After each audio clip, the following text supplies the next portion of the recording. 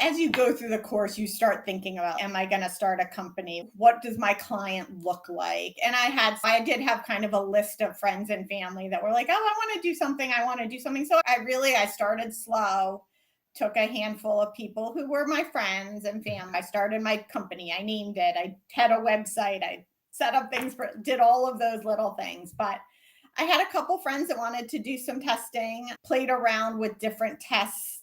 I tried to sell the whole package, and then I sold a smaller package. But the more people I talked to about it, the more wanted to do it the way I did it and focus on the diet. So that really, I would say, became my niche, as we say. Those were the people that I attracted, because that's the story I tell. Like, I tell you my story. They don't want a GI map. They want a food sensitivity test. Sure.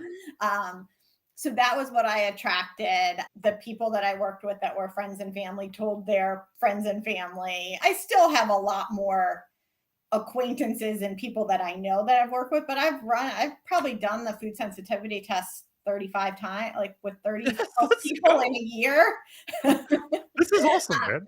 Yeah, it's been a year. I don't need to work full time. I don't need this to be my salary. I'm doing it. I was a stay-at-home mom. I work with my husband's businesses and help him on a lot of his things. So it's a lifestyle business. I do it because I enjoy it and because I enjoy helping people. I'm not crazy marketing to grow it that big, but people come to me. I got someone that came to me. They were on the March Holistic Health Week, and they heard about it. They were new to FDN. They heard about it, and they found me in the practitioner directory. No way. Okay, that's all. Oh, wait, you know what? I saw that. That's awesome. Really cool. So I have people that have found me through that, friends of friends that have come to me. I just am taking it day by day. People that come and hear about it. I ran a group program in January. I had a whole group of people start right after the new year. I like a cohort of 6 people all start together and start on the same day. And we did bi-weekly calls to see how they were progressing. So I played around with the group aspect of it. And I'm really taking the business part day by day. I have 4 or 5 clients right now who are their test results are all coming in. So they'll all be starting shortly.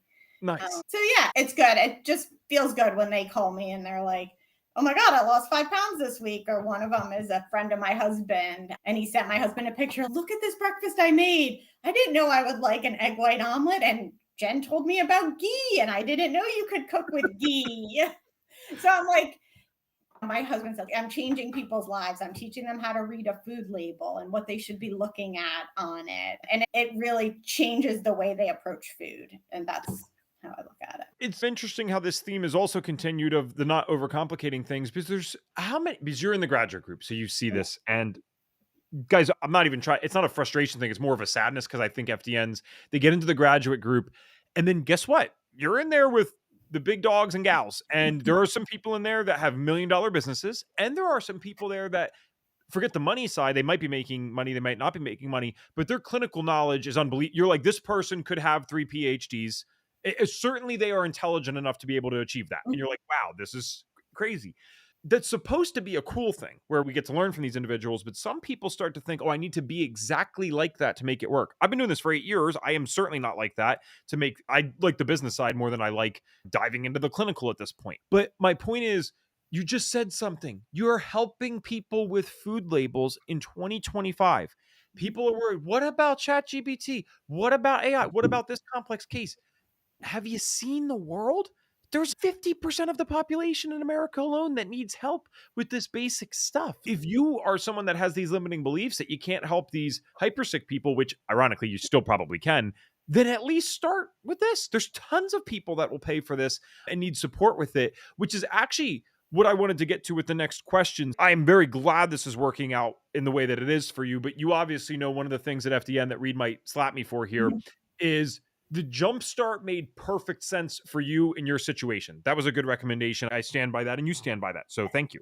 Now, with your other clients, though, that are getting attracted to just this idea of food sensitivity testing, let's be clear, are there a good fraction of clients then that are just getting food sensitivity testing? And assuming that's true, how do you qualify who should be getting that? Because what I would worry about sometimes as a practitioner is, like, you to me were a special case. You weren't making a money objection. You would have spent the money on the labs. I know you could have done that. It was more that I don't think this person needs this right now. I think it's too much. Similarly, we could have the opposite problem where I'm like, holy crap, this person needs a lot more than food sensitivities. And as Reed always says, you don't necessarily even know which dots were the necessary ones at the time. They just all connect looking back. So then I would also worry with someone who's super sick. What if they remove gluten, like Jennifer and me, but they feel so bad that they only feel like a 5% difference and they think it didn't work? How are you figuring out which people qualify for just the food sensitivity test? Because it sounds like you're having positive experiences and these people are enjoying working with you.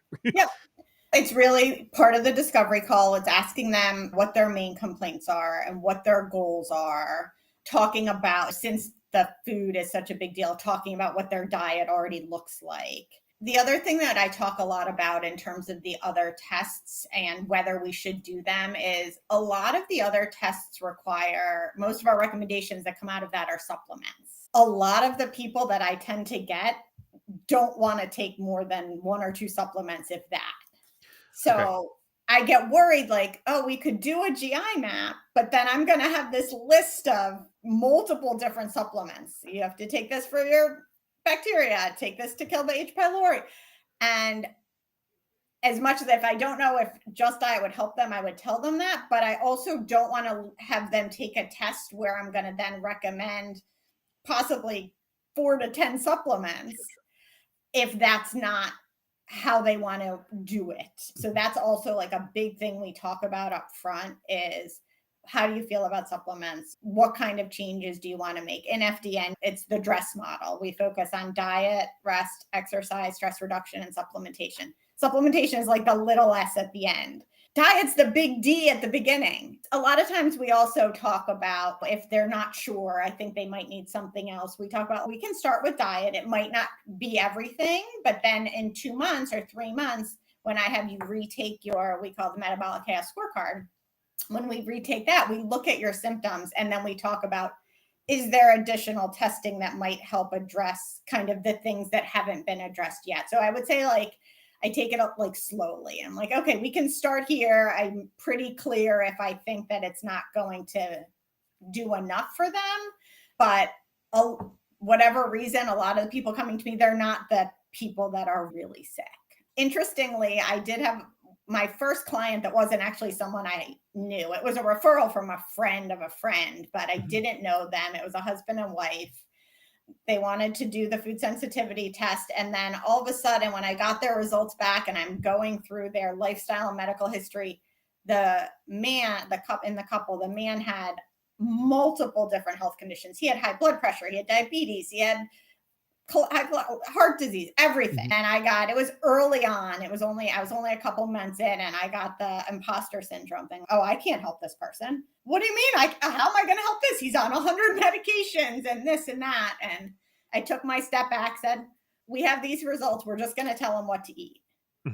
I told him what to eat. And 3 weeks later, he was taking less than half of the insulin dose he had been taking before he started. So this person that was like one of the sickest people I had ever worked with, 3 weeks of diet changes completely changed his, what he needed in terms of insulin. So even those people where a lot more testing probably could have helped him, it can also be I feel like, I know it's not the FDN way, and the FDN way is do all 5 tests, but if you start with diet, it is our biggest health principle is the diet. And if I can do something to help you get dialed in there, then we can actually see some of the other things that are going on too. I'm sure a lot changes with the GI map after you've made 3 months of diet changes. Yeah.